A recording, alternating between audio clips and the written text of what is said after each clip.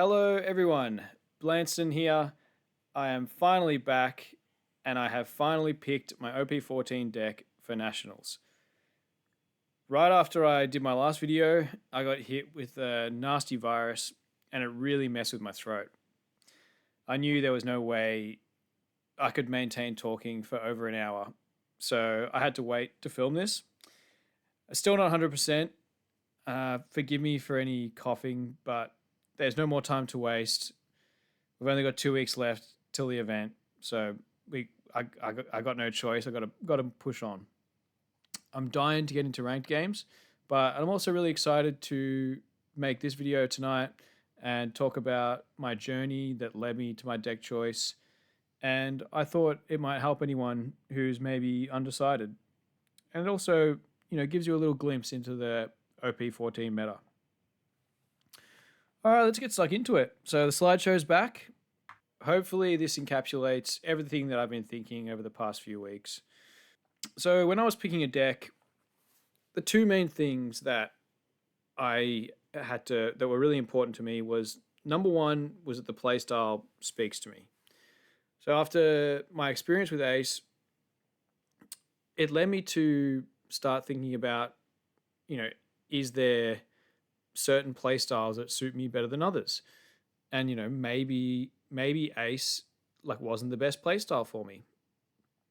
And I wanted to make sure this time around that I test all the decks and play them all, and then just make sure that I'm when I'm playing them, I can feel that feeling of just like, yeah, this is fun, this is good for me, this lets my natural talent shine.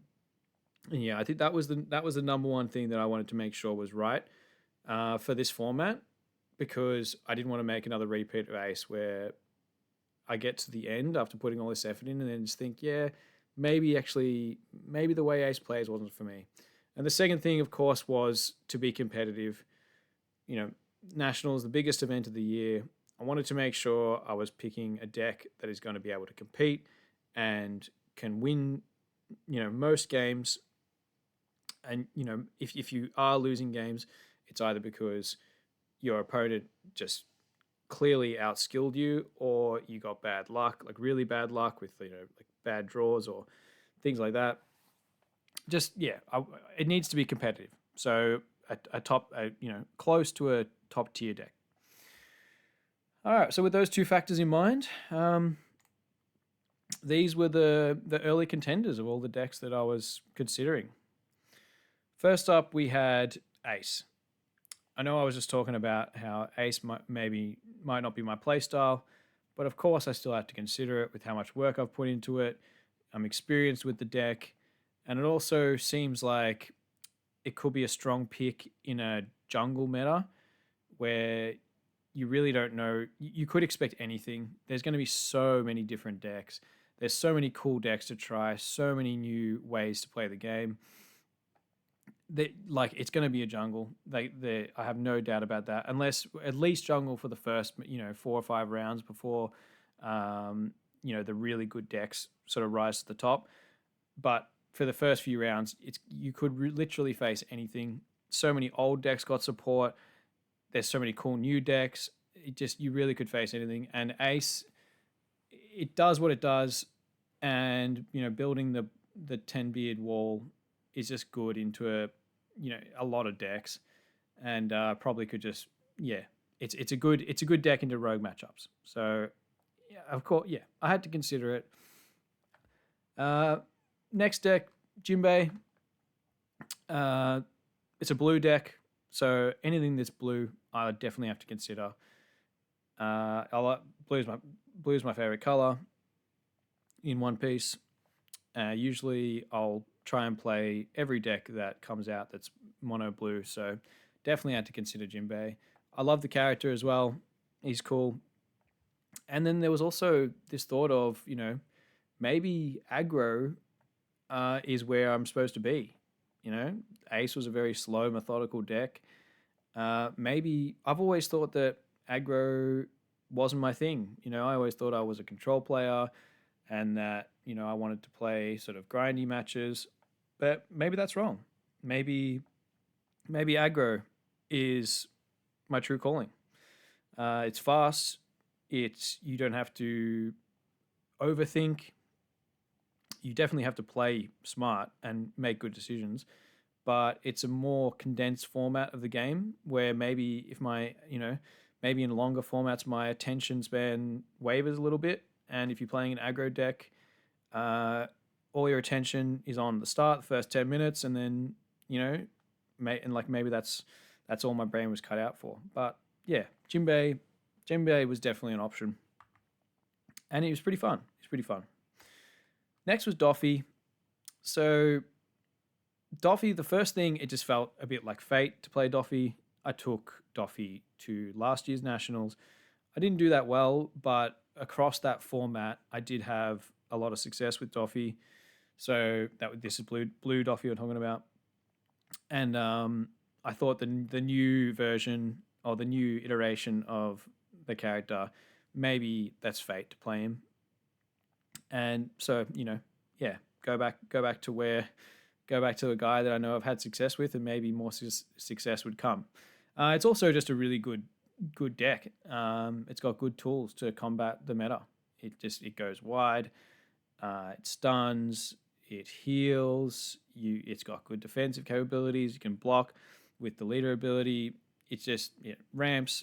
It's got you run slow beam for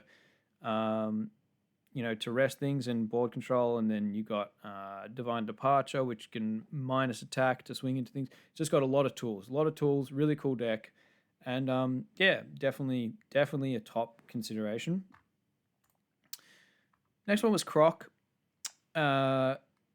I thought this was going to be a bit of a troll deck until I played it, and it's really fun, and it's surprisingly really good. The playstyle is very engaging. Like whenever you have to mill your deck, and then you're sort of using your trash as a second deck, and you get to like fiddle with your trash and like make little piles and sort of keep track of that. And it's just an engaging way to play the game when you're playing a black deck that involves the trash. And yeah, he's a really cool character. The Secret Rare looks awesome, and yeah, it's just a fun deck. So Croc was definitely up there. Next was Kuzan. So all of a sudden, like a couple of weeks ago, I'm just sort of thinking, geez, the new issue like from EBO4. So one thing I didn't really consider until like recently was all the new EBO4 cards that we were getting in OP14, and that just throws another spanner in the works when it comes to the meta, and like makes it even more of a jungle because of like the Kaido cards and Carrot and Foxy and all these crazy decks that people that have got a huge fan base. I could almost guarantee I'm going to play a Foxy. I don't know. I always play it at some stage, like once every 6 months or something, and I can feel that it's going to come.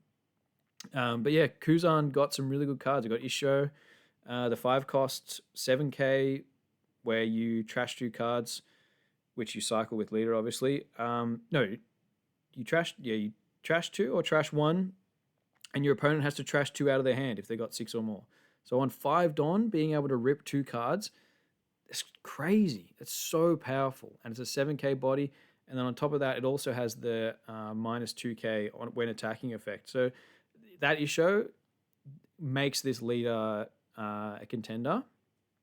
It's just really good. Just like very solid card that does a lot, puts a lot of pressure on early. Putting down a 7k body while ripping 2 cards out of your opponent's hand. It's also the mental factor that they have to play. It's like a pudding on steroids, where they're from the early on, they've just got to like make sure they don't have 6 cards in hand, which is really hard to do. And then on top of that, it got the Ice Time, the event, which stuns to 10k power or less. Also really solid. A lot of decks are stunning, and that kind of, you can build up your board, and then once your board gets full, it gives you something to do instead of just playing more bodies. Another really solid card. And also got the Bluegrass, which was the 4 cost 6k. When attacking, draw 1, trash 1. So you end up drawing 2 off leader ability. So that's like another. It's like basically Cavendish, but a navy, like which is searchable. So he's just got three really good pieces, and and it's a blue deck. I like blue. It's really consistent with Sengoku Searcher, which is a +1, and Shigi and all the cycling. It's just it's a good pick for a big event because of the consistency, and yeah, just got really strong cards. So Kuzan was definitely a choice. Some of the decks that I was thinking about, but not thinking about as heavily as the other ones. First is Boa. She's half blue, so I had to give her a look, and it's looking like it's going to be a top tier deck, so you have to consider it. But yeah, like I wasn't too sure about it, but you definitely have to consider it. Super strong. If you high roll triggers, you just auto win the game. It looks like, and it's just you really have to make your opponent work hard to play around it. It's not an easy thing to play around.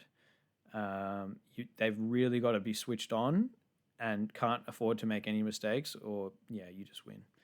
And you draws you cards, burns life, and get access to the 9-cost yellow Boa, which is a amazing card.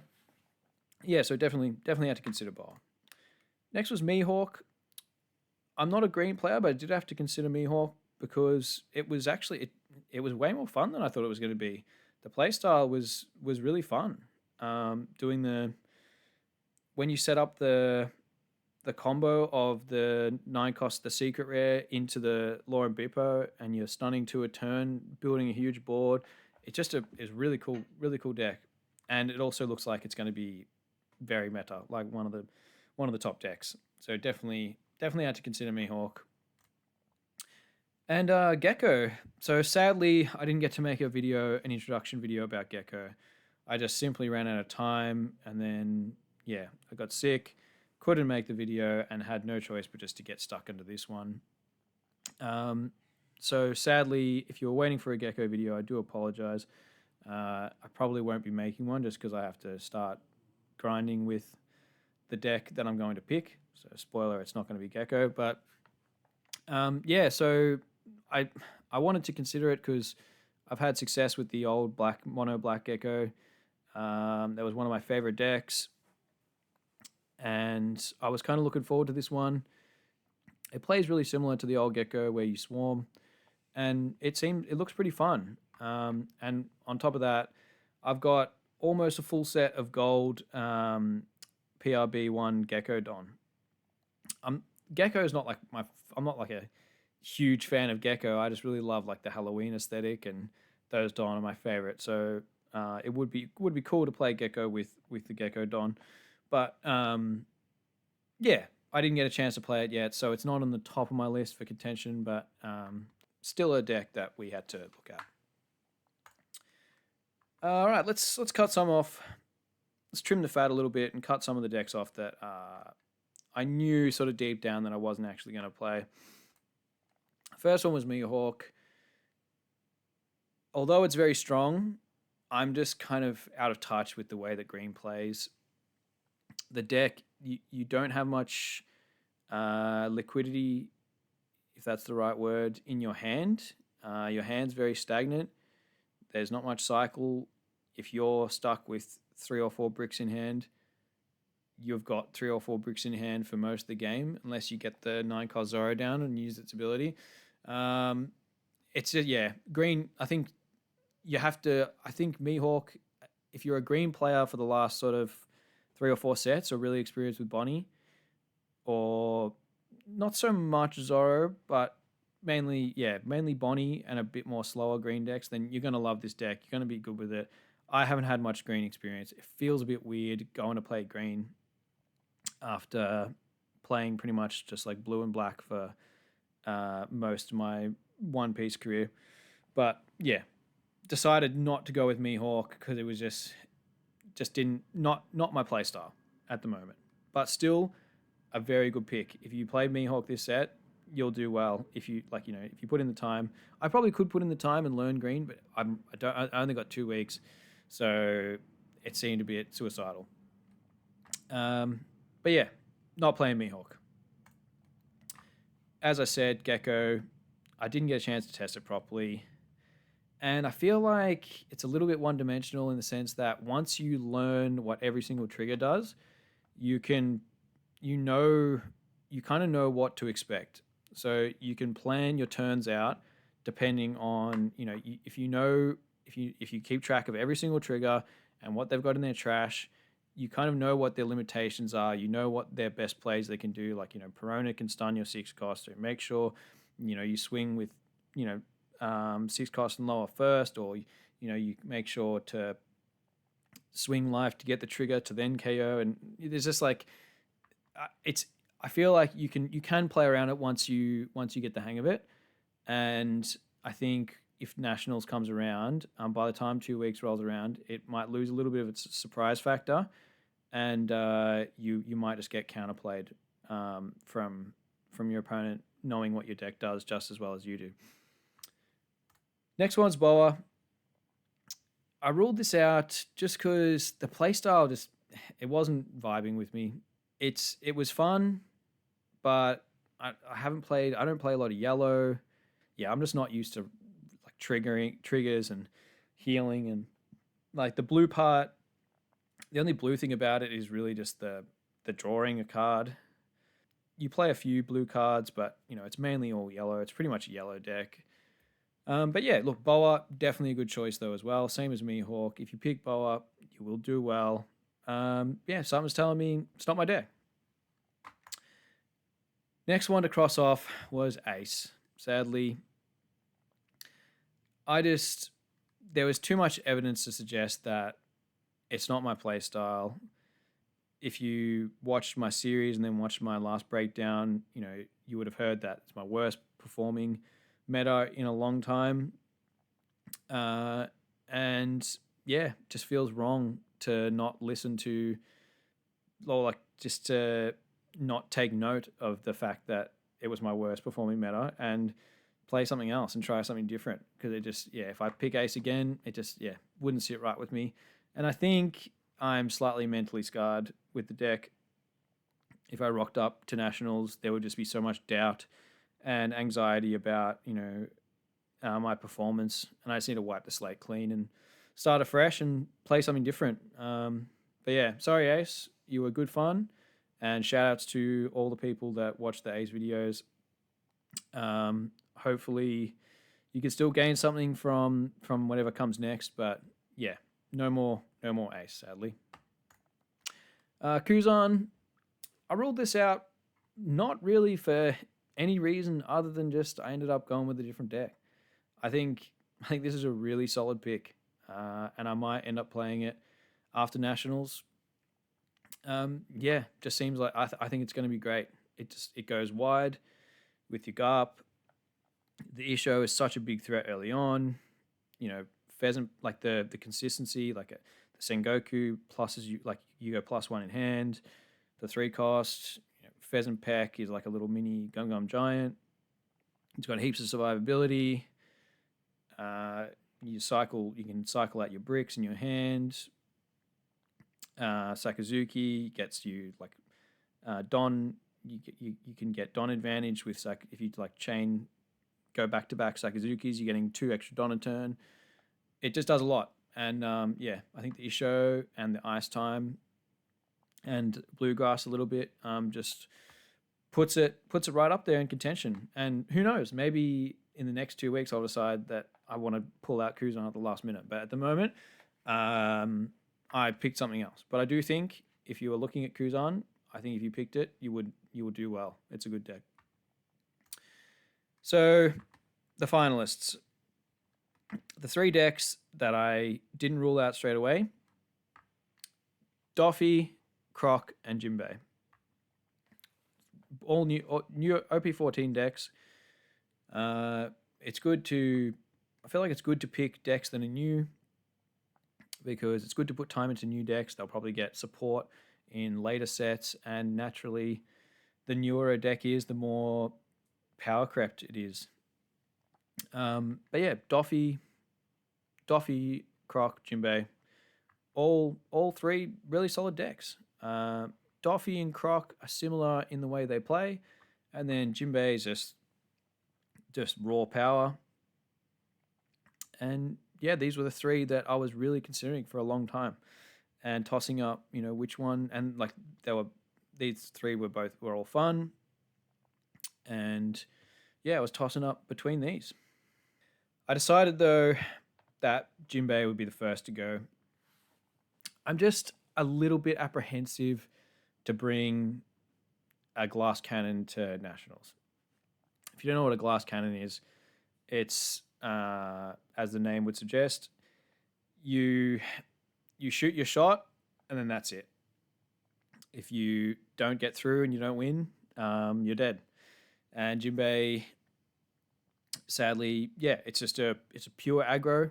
You put on pressure from the start to finish, and if you can kill your opponent before they stabilize, that's good. If they stabilize and then yeah, that's bad. You're probably going to lose.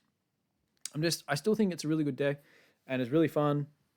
It's got control elements as well as aggro. Like it's all it is a bit of a tempo deck, but it's just got no. It has zero defense really, unless you run like the Shirahoshi blocker, but not many. The top decks don't run that. Yeah, I'm just a little bit scared. I don't. Your average game length is going to go for like 15 minutes, and it just kind of feels a bit wrong to be bringing a deck to nationals where you sit down, play for 15 minutes, and then win or lose. Like it's definitely not a wrong choice. I mean, it's not a bad choice. It's just for me, I would just feel it would just give me a bit too much anxiety sitting down, pulling out Jinbei. If I don't hit the if I might whiff one drops or something, I'll just get super tilted and I'll think like, why did I play Jinbei? But it wouldn't surprise me if there's a Jinbei in top cut, because it's a really powerful deck, and if you can keep your foot on the gas and keep the pressure up, yeah, it's really strong. Like being able to like fish a tiger, playing it for zero, and then swinging big after that. Like that's a super strong play. The 8 cost Jinbei is really strong, and then yeah, you finish off with. And you got access to Perfume Fema to get through all the blocker walls. Like it's a great deck. It's a great deck, and I will definitely put time into it post nationals. But beforehand, just wasn't sitting right with me to bring Jinbei.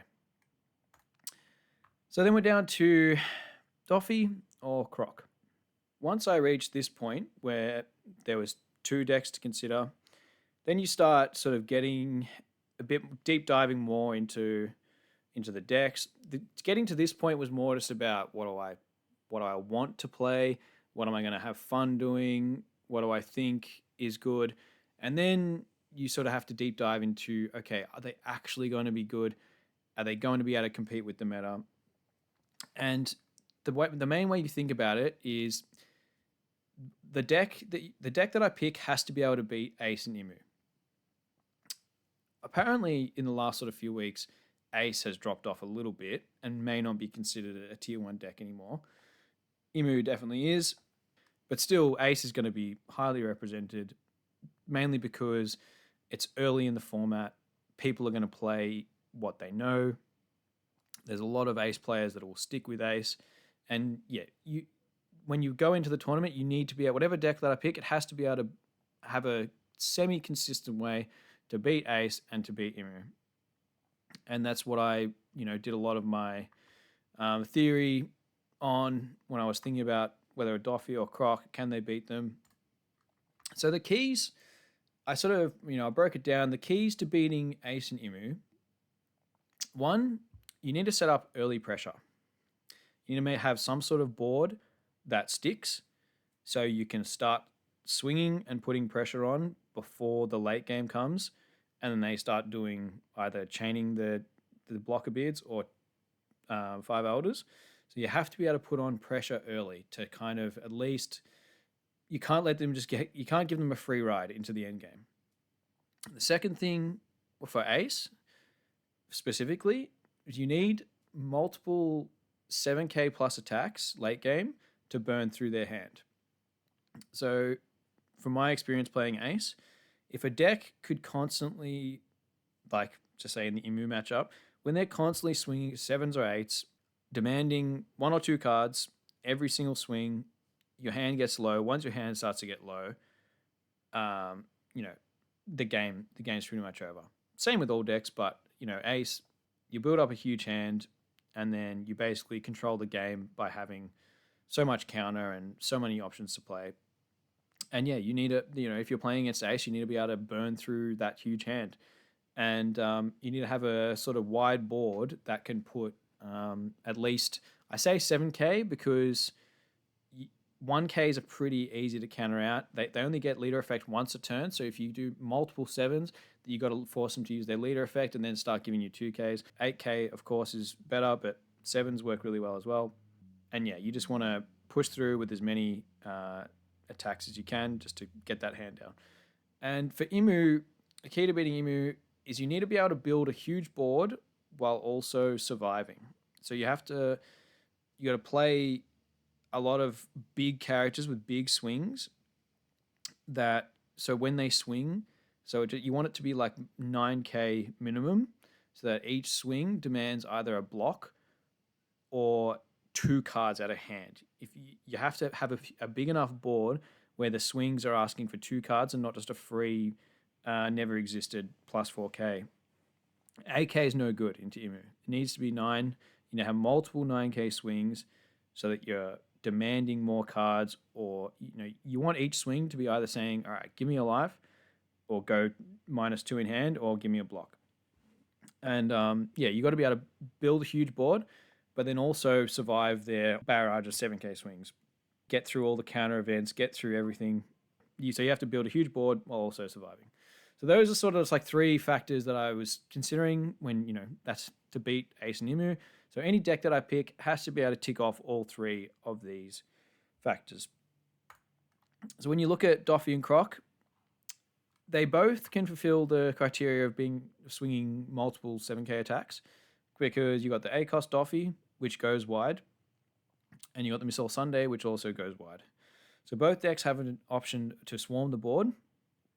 Missile Sunday is an 8K body, Doffy's 9, and they can both play out bodies which are like 6 or 7K. Perfect tool to go wide into Ace, which puts the pressure on that you need to burn through their hand.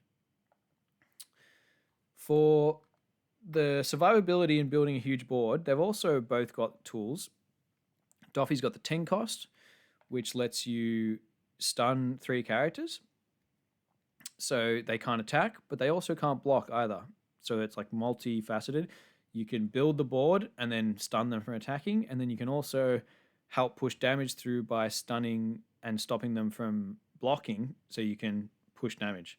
And then Croc's got the 8 cost, the secret, where you can stun 2 9s from attacking. So both got options to build a big board while also surviving, because they both stop attacks coming at you. So yeah, so far, so good. Both these decks were ticking off what I needed them to tick off. The next thing was the early pressure. I was like, how do I keep a board against Ace and Imu? So the 2 cards that are going to ruin your day are Jozu and Mars. Jozu bounces a 6 cost, Mars KOs a 5 cost. And these 2 cards, Ace and Imu rely on to control the mid game and get to the late game safely. And you need to be able to stick a body that gets around these 2 cards.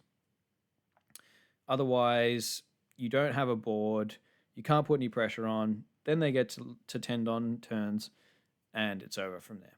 So these 2 cards are pretty much what I always had these 2 cards in mind when I'm theorizing for a deck. We go to Croc, and you look at the options Croc has, and Croc's got the double finger. So if you've got 7 or more cards in your trash, this character gains plus 1,000 power, and all of your characters with the type, including Baroque Works, which includes herself, gain plus 2 cost. So if you've got 7 cards in trash, she goes to a 7 and can't be bounced by Jozu. It's a good start for Croc. And they've also got the Bon Clay. So on your 5 Don turn, if you go on first, you put down one of these, and then they can't Mars it. Otherwise, you just play out a 5 cost from your trash or hand. So, Croc has got tools for both. So that made me feel pretty good. Like, you can play around those as Croc. And if you go to Doffy, Doffy's got Virgo, which, Dom -1, you can protect any Don Quixote Pirates character from being removed. So you put down a Virgo, and then Jozu can't bounce it or Mars can't kill it. I do think there's a little bit of counterplay where if I was playing Ace and I bounce a Virgo to make them go behind on Don, even though it sticks on the board, I probably wouldn't be feeling too bad. But still, it's still a body that you have to respect.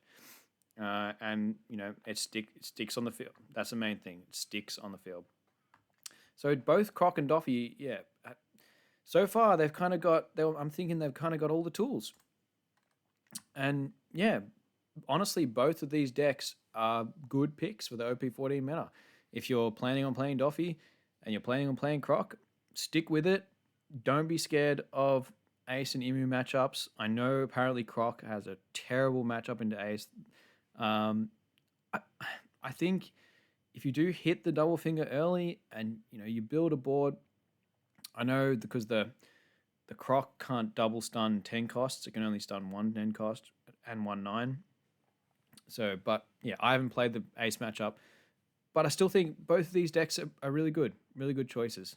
They have very strong plays in the mid game, like on the 8 Don and 7 Don turns. Both 5 life, so that they're tanky, counter events, and that both of these decks are really good. And yeah, if you pick these, you're going to do well. Sadly, one had to go. First one was Croc, and that's mainly just because that it's a little bit inconsistent. You have to see the perfect hands and the perfect mills to be able to compete against the top decks. And you're just not, the milling part especially, because it's a combo deck, having to have all the pieces in your trash or in your hand when you need them, it's going to be really hard. So if I had to, when faced with a choice, Croc was, I won't say the obvious one to get cut, but it is lacking a little bit of consistency. There will be games where you have the Bon Clay, but then you don't have a good 5 cost target, or you have a 5 cost, you don't have a Bon Clay. You don't fill up your trash enough at all to be able to do anything, or you don't see a Missile Sunday, or there's too many pieces. And by 7 Don, you need to see, like, for your perfect combo, you need to see like 1, 2, 3, 4 pieces by 7 Don, all 4, and then like that's too many pieces for what you want to be to compete with the best decks. You need to be making that strong 4-piece combo play, which is the Missile Sunday into the Bon Clay, sack the Bon Clay into the Daz Bones. You also play the 1-drop Wednesday, is it? You play the Vivi on 1-drop, which minuses 3k, and then the Daz Bones can swing into whatever you minus. It's just, that's a really strong play, but it requires 4 pieces, and to do that to have that by 7 Don, it's just not likely. But if you do hit that every game, you'll probably win because it's so strong. So yeah, Croc, sadly, it was just that consistency that didn't get it over the line. And also the big drop, the secret rare, maybe isn't as impactful as the Doffy in this current meta, especially against Imu. The Doffy, it just has, the difference is the wording. So the Croc says you can't attack, whereas the Doffy says it can't be rested. So the Doffy stops blocks as well, and I just think that's got way more utility. So yeah, Croc, really fun deck, and I'll definitely play this after Nationals, but for Nationals, he didn't make the cut. So yeah, Doffy was the last man standing. And yeah, Doffy is a really, really good deck. I think it's just so well rounded. Got heaps of counterplay, a lot of defense, it got a high skill ceiling, and you also got the natural. When you're ramping Don, you're ahead of your opponent because purple decks naturally are ahead when they ramp. So you're ramping Don, you're going wide, you're healing. It just does so much stuff. And for a while there, Doffy was my deck. Until recently. Honestly, yeah, Doffy, super good pick. If I picked that, probably would have done it pretty well. I think it's a really strong deck. If you're playing Doffy this set, as I've said the whole video, yeah, if you're playing Doffy, it's a great deck. Stick with it, learn it, and you'll be hard to beat. But something just, I think I don't know, all the time off that I was forced to have away from playing and doing videos over Christmas and New Year's just gave me a lot of time to think, and I think it's kind of worked in my favor because I haven't had to make any rash decisions. And then something, a little devil crept on my shoulder and whispered a new suggestion in my ear, which was Imu, a deck that for some reason I just didn't even really consider as an option. It was my sworn enemy in OP13, and I never in a million years thought that I would ever play it. But then one day it hit me. I'm just like, why don't I consider Imu? Let's go through the pros. So Imu is going to be really strong in a jungle meta. Because the deck itself is just so strong. Once you get to 10 Don, anything rogue is just not going to be able to compete. You need to have a very specific game plan and a certain power level to be able to compete with Imu once it gets into the 5 Elders loop. And I just think it's going to be, I think it'd be a strong pick in a jungle meta. There's also the element where like the strength of the deck, it just lets your instincts shine through. So once you get to 10 Don, you're making such a strong play that you can kind of just relax and really just sort of think about, what your opponent wants to do and what your best moves are, and the deck plays itself, and then you can just make some just good relaxed decisions. And I feel like it would really let my instincts shine through. And it also gets a really big buff with Ground Death. The deck can run 8 Radical Beams, 4K counters, like 8 of those, and then also Ground Death has the ability to turn off a blocker, a 5 cost or less blocker, or anything like that for 3 Don, which is even more utility. And so the deck doesn't get any weaker. Like it gets a little buff, or a big buff with Ground Death, and yeah. So I said to myself, I'm like, all right, I'll maybe Imu would be my deck. So I took it to locals last week. Locals near me was doing an OP14 proxy event. I took it down, first time ever playing it, and I knew like a good thing about Imu was, I sort of thought to myself, I kind of know what I need to do. I've played against it so much, and even though I haven't played it a singular time, I know what I need to do just from playing against it so often. And yeah, I went 3-1, and the game I lost was just probably just I started to get a little bit confused after playing the deck for the first time. But I shouldn't have lost the game. All I had to do was just leave an extra Don open, and I would have won. And then who knows, that my loss was in the 3rd round. Then who knows, maybe I would have been able to win, go 4-0 if I if I didn't lose that one. But I played it, and then from that point on, I just knew that this was my deck. This was my deck. Uh, yeah, I'm really sorry to all my Ace fans out there. I know you're probably screaming at the screen saying no, do not betray us all and go and play Emu. But um, it's just the right pick. It's the right pick. Um, so yeah, so why Emu? Why I've talked a little bit about it, but just to go into it a bit more deeply, like I think when I was really tossing up, when I was in the phase where I was tossing up between all the new OP14 decks, and then I got to that stage where it was either Doffy or Croc or Jimbei.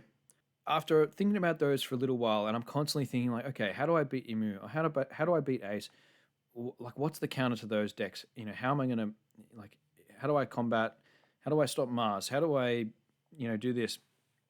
And then all of a sudden it hit me, and I was just like, since when did I stop picking top tier decks?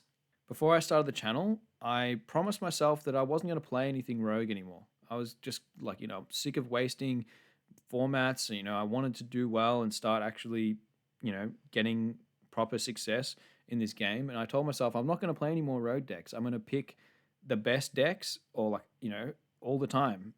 And I think after starting the channel and then I did it with Ace. Like Ace was going to be like that was going to be me picking one of the strong decks, and I did, and I picked Ace. And then after Ace wrapped up, and I had to pick a new deck, I think I kind of went into almost like content creation mode where I thought, oh, I need to pick something.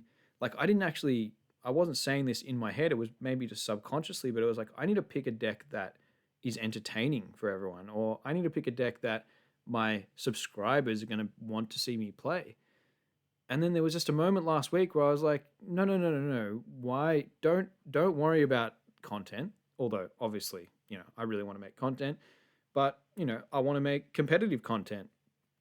And I was getting sucked into this idea that the deck that I had to play had to be sort of different or exciting or rogue. And then, so I'm tossing up between Doffy and Croc, and I'm not saying those decks are rogue. As I said, that like they are very viable decks. But I was just like, why am I not picking the best deck? Or one of the best decks. And then that's when, Imu presented itself. And so the four you could say four best decks, Imu, Ace, Boa, and Mihawk. And I knew deep down I didn't want to play Boa or Mihawk. And then I didn't want to play Ace. So then Imu was this last remaining deck that was actually top tier. And I thought, that's it. Like what I want to play I don't want to put myself at a disadvantage. I want to play a top tier deck. And then you've got the element of maybe it's destiny. Like I was kind of getting a bit depressed because I'm like, after I played Imu a couple of times and I've had a few sim games just to catch up and keep engaged. And I'm just sort of thinking like maybe Imu was my deck from the start. Maybe if I did this whole process before OP13 and I tried all the decks and I thought, and like I didn't even know before I started this, I wasn't really sure if I had a play style or, I thought I could learn any play style, or I thought, as long as I was interested in the character and the color but that's clearly not true. Like I do clearly have some sort of like the way my brain gets bored, I think, and I lose interest in the middle of a game, and I need to keep myself engaged, and I need to keep my thoughts ticking over. And I think sometimes with Ace, there was just a lot of downtime where I'm waiting to get to the end game. I'm playing the 10 costs. I'm not doing much else. There's not as much movement on the field in terms of playing cards out or doing this or doing that and turning sideways. And I've learned now that I do have a play style, and there is something in that I need to make sure I'm picking the right deck for the mental side of things. And maybe I should have picked Imu from the start. And maybe I would have done a lot better that format. But it's not too late. Even though there's only 2 weeks, I've got a decent foundation of Imu knowledge, and maybe Nationals will bounce back and will actually achieve something. But yeah, it feels a little bit like Destiny. Maybe Imu was my deck from the start. And the third thing, something that I'm sort of, as I was just talking about with the mental side of things, is Imu is a very tactile deck. Now, what part of what led me onto Imu was after I played Crocodile. And I thought, oh, Crocodile's so much fun. Milling the trash, or milling your deck into the trash, getting pieces into the trash. It was just fun to play a black deck again. I haven't played a black deck, since probably Gecko in OP7. And then I discovered this, or like I thought to myself, I had this revelation where I'm like, maybe touch is a big thing. So if you don't know what tactile means, it means like to touch, or using your to actually touch things. And if a deck is tactile, it means I'm making this up, but you're touching your cards a lot. And Imu is the perfect deck for that because there's just a lot of touching going on. You're milling, you're searching, you're swinging more, and then you got a stage to tap.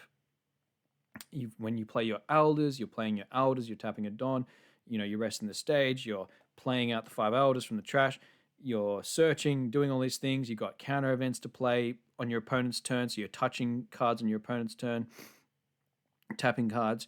You've also, you got to you can touch your trash to rearrange it. You're always counting, do I have 19 in trash to get +1k on my leader? You're putting, you've even got like a little, you've got a little token to put on if you've used your like leader ability or not. Filtering from your hand, touching. There's just a lot of touching, and I'm hoping that it's the touching and the tactility, if that's a word, of this deck that keeps my mind engaged, keeps my attention span where it keeps my attention where it needs to be, which is on the board in front of me. And I think by touching the cards more and bringing myself, instead of being in the back of my mind trying to think long-term strategy and sort of like, how's this game going to look in 5, 6, 7 turns, whatever, build my wall, blah, blah, blah, like I do with Ace. I'm bringing myself into the forefront of my mind where I'm actually on the board. I'm touching my cards. I'm just overall more engaged instead of sitting back and then just kind of letting my thoughts wash over me. So I'm hoping that, I think it's a new, tactileness. Like if I might in the future try and develop like a way where I can develop like a tactility factor. I don't know if tactility is a word. Let me search it up quickly. I'll be back. All right, it's a word. So yeah, tactility factor of a deck. So maybe like over the course of like the first 5 turns, you sort of count how many times you've touched a card or turned a card sideways or something like that. And then I might maybe make like the tactility factor has to be a certain level before I pick it as a deck option. Maybe that's a thing, like that's we're into some deep theory here, but I think there's something in it. But yeah, I won't ramble anymore. I'm sorry to all the Ace people that I ended up picking. I went to the dark side. I'm picking Imu. I hope, before you unsubscribe, I hope that the ranked series coming up for Imu, I hope you can learn something. Maybe just tune in, or like you don't, like, by all means, I'm not forcing anyone to watch anything, but it might be worth tuning in. If I do get a game against the deck that you're playing, you'll be able to learn something from that. Or, if you're undecided, or if you're an Ace player and you're not feeling Ace anymore, come join me on Imu. It's a lot of fun. And sometimes, you know what? If you can't beat them, join them. Just like it's gonna. If I verse an Ace player and then I win dice roll and go second, I'll feel bad for him. But at the same time, I'll be sitting back enjoying myself because I suffered from that so many times, and it'll be nice to be on the receiving end. Or receiving end, or on the other end of it. I'm kind of like, look, if I lose dice roll and I have to go first, obviously Ace was favored going first, but who knows? Maybe they'll whiff 8 cost combo, or and it'll be fun to learn sort of to use all my Ace experience to try and nail down a strategy going first as Imu where I can win. But yeah, so what's next? So there is 11 days until nationals. The time, Christmas time has just wiped out like 2 or 3 weeks that I wasn't expecting. You can't you can't play One Piece every day. Well, some people can, but I can't. You know, there's a lot of things going on. I kind of just naturally tune out. Definitely have not tuned out as much as I would in previous years.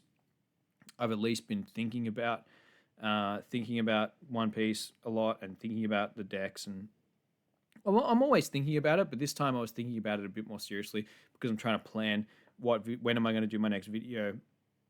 I've also never before have I played other decks to like learn them, and pretty much I've played all of them except Gecko, which I'll try and play at some stage, and that's given me a really good insight into all those decks. So yeah, in 11 days, I've got to learn Imu, I've got to learn the matchups and all the counter, and then we're going to win. Probably won't win the whole thing, but we're going to do hopefully much better than we did in the last regionals. All right, if you watched this far, thanks very much. Sorry again to all my Ace friends. I love you all. You should definitely join me on the Imu train if you're a bit unsure about Ace. I just think it's a bit more fun. It's a bit more fun, and I stupidly excluded it back when I was thinking about, back when I started this channel. Well, not stupidly. I just really wanted to play Ace. But Ace didn't turn out to be the deck that I thought it was going to be.